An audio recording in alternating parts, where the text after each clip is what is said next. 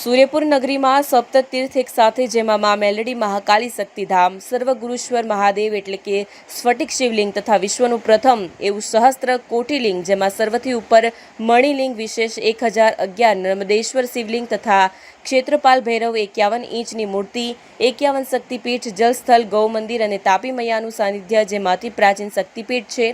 तट प्राश्चात्य सर्वगुरुवेश्वर महादेव स्फटिक शिवलिंगनी प्रतिष्ठा करवामां आवेल तथा सूर्यपुરના रक्षक एवा क्षेत्रपाल भैरव शिव भक्तों रक्षण करे छे। 51 शक्तिपीठનું जळभूमिमां जळ कળશ પધરાવી અને પ્રથમ સ્તંભ સ્થાપવામાં આવ્યો છે, જે મહાદેવ ચેરિટેબલ ટ્રસ્ટ તથા શિવ કથાકાર શ્રી રમેશગીરી બાપુ દ્વારા નિર્માણ પામેલ છે। વિશેષ શિવભક્તોના કલ્યાણાર્થે આ સહસ્ત્રીલિંગની પ્રતિષ્ઠા કરવામાં આવી છે।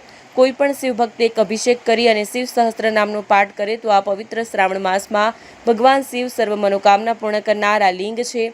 श्रावण मास निमित्ते भक्तों द्वारा अभिषेक करवा माटे आधुनिक सुविधा करवामां आवी छे। अमे शिव कथाकार रमेशगिरी बापू अने आप जे अत्यारे आपणे जे स्थल पर उभा छे ए पाल विस्तारमां आवेलुं मां मेलडी महाकाली शक्तिधाम सर्वगुरुश्वर महादेव स्फटिक शिवलिंग अने सहस्त्र कोटिलिंग ज्यां विराजित छे ए स्थल पर आपणे उभा छीए। जे आपणा सूरतमां सप्ततीर्थ कही शकीए एवा 7 तीर्थ अहींया छे, भगवान शिवनी कृपाथी एकत्रित थया छे। बीजू विशेष ए महत्व है कि आ पवित्र श्रावण मास में कोई शिव भक्त भगवान शिवनो आ शिवलिंग नो जो एक अभिषेक करे तो 1011 शिवलिंग जे छे आमा भगवान शिवना सहस्त्रलिंग एक अभिषेक थी सहस्त्र अभिषेक थाय एवं सुंदर भगवान शिवनी प्रेरणा थी आयोजन करवामां आव्युं छे।